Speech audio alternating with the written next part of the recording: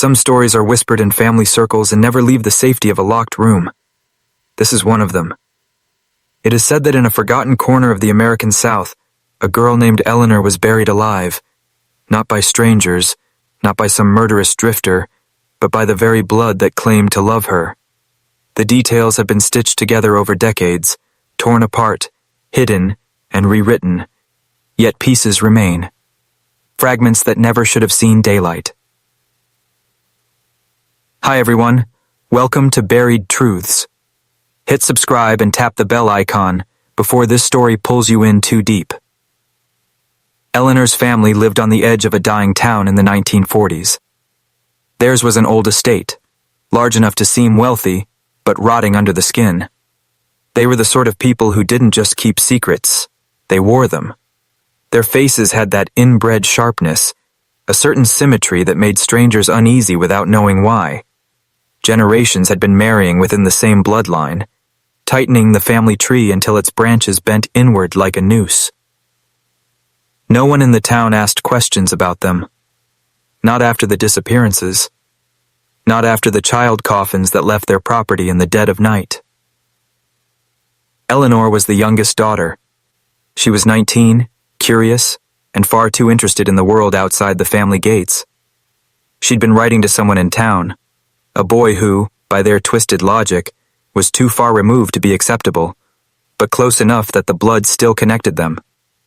And that was dangerous. One night, she didn't come to dinner. Her mother told the house staff Eleanor had taken ill and was resting upstairs, but several witnesses, who never came forward until decades later, claimed they saw her dragged through the back gardens, barefoot, her nightgown trailing in the dirt, her muffled screams carrying across the orchard. The family burial ground was old, half forgotten, its stowe, nests leaning like drunk sentinels in the moonlight. They said she was still moving when the earth began to fall. And when the last handful of dirt covered her face, the family walked back toward the house in silence, as though nothing had happened. The thing about families like Eleanor's is that silence is their strongest inheritance. Nobody spoke of her again, not at breakfast the next morning, not at church that Sunday, not even in passing years later. Her name was erased from the family Bible, the kind where births and deaths were written in careful ink. But there was one problem. You can erase a name from paper, but not from whispers. Some of the townsfolk swore they saw lights moving in the cemetery weeks after she vanished, an oil lamp swaying between headstones in the small hours, as though someone was searching for her, or perhaps she was searching for a way out. The house staff, a dwindling line of servants who'd been working the estate for generations, carried their own burden. One of them, decades later on his deathbed, confessed to hearing muffled knocks under the floorboards in the days after Eleanor's illness. At first, they told themselves it was rats. But then came the scratching, the slow, rhythmic scraping, like fingernails wearing down against wood. Inbreeding had not just left its mark on their faces, but on their minds. Paranoia was their religion, and purity of blood their god. Eleanor had committed the worst sin of all, seeking someone outside their circle. The family believed that by burying her, they were not killing her. They were preserving the bloodline's sanctity. And yet, sometimes the most carefully buried secrets have a way of unearthing themselves. By the late 1960s, the estate had fallen into ruin. Ivy choked the walls, windows were boarded, and the once proud family had dwindled to a handful of pale, reclusive figures. One night, a violent storm ripped through the region, uprooting trees in the family graveyard. That's when it happened. A child playing in the ruins days later found something protruding from the churned soil, a skeletal hand, its nails still faintly intact, and beneath it, remnants of a rotting nightgown. The grave had been shallow, hastily dug. The sheriff's office came and went in silence. No records were kept. No headlines appeared. The child was taken from his parents that same week, adopted by a distant relative of the family, and never seen again. It was as if the earth had spoken the truth, and the family had silenced it once more. The more you trace the threads of Eleanor's story, the more you see they're woven into the whole town's silence. It wasn't just her family who buried her. It was everyone. In those days, the town depended on the estate.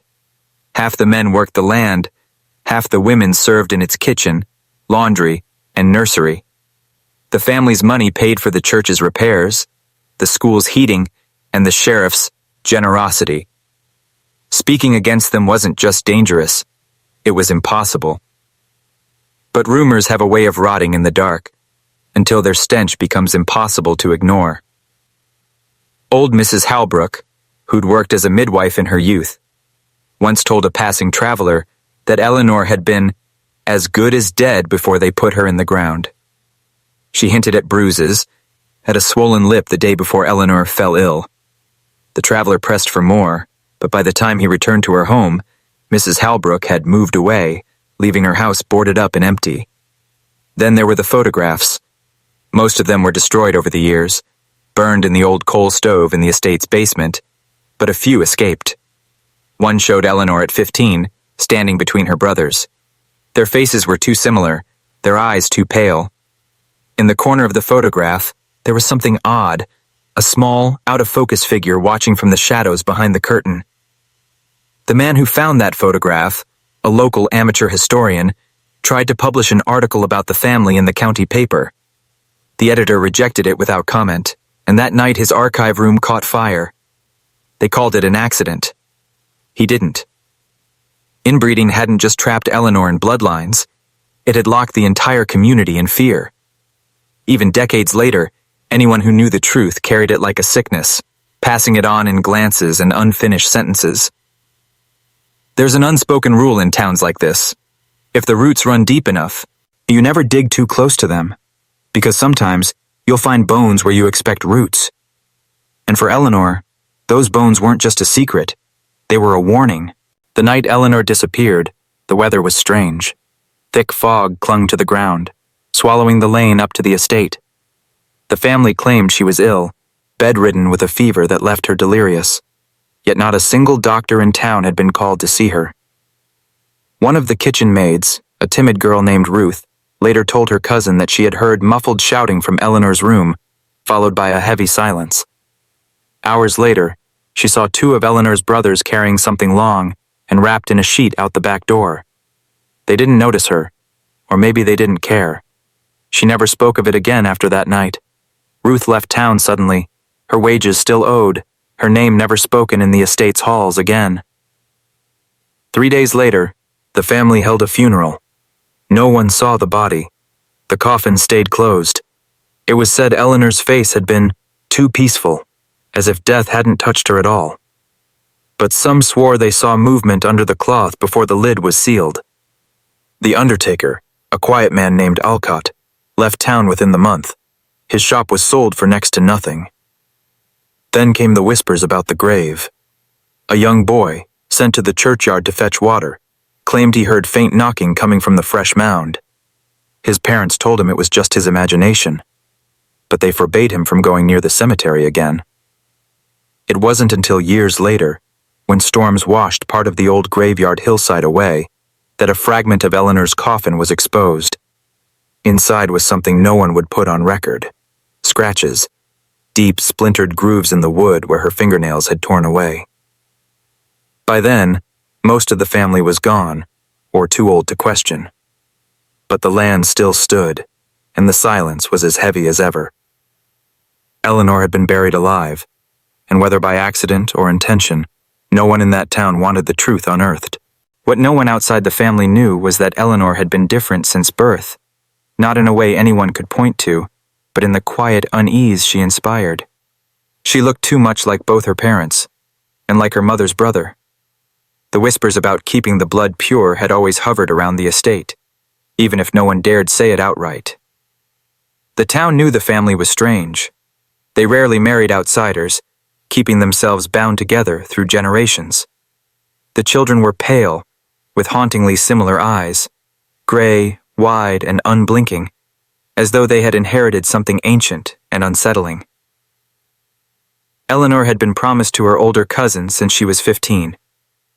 By the time she turned 18, the wedding was arranged. She resisted quietly at first, polite refusals, feigned illness, but when her father found her trying to write to a man from the next village, everything changed. The letter was burned in front of her. She was locked in her room for days. It said that during that time, she began to speak of leaving, of running away to a distant town where no one knew her name. That was the real danger. If she left, the family's secrets would leave with her, and secrets that deep could never be allowed into the light. The official record claims she died of consumption, but in a drawer in the town's historical archives, there's an unsigned note, likely slipped in by someone who wanted the truth preserved. In shaky ink it reads, "She was not sick, she was silenced." And still, the land feels it. Travelers who pass by the old estate at night sometimes hear faint scratching sounds carried on the wind. Others say they've seen a pale face in the upstairs window, watching. It's always the same eyes, gray, wide, and unblinking. The night Eleanor died was one the town remembers without speaking of. The air had been thick, the moon hidden behind clouds, and the crickets strangely silent. Inside the estate, every lamp was lit, but the curtains were drawn tight, hiding what unfolded within. Neighbors reported hearing muffled shouting just before midnight. Low, urgent voices, the kind you only hear when a family is trying to keep their business contained. No one went to the door.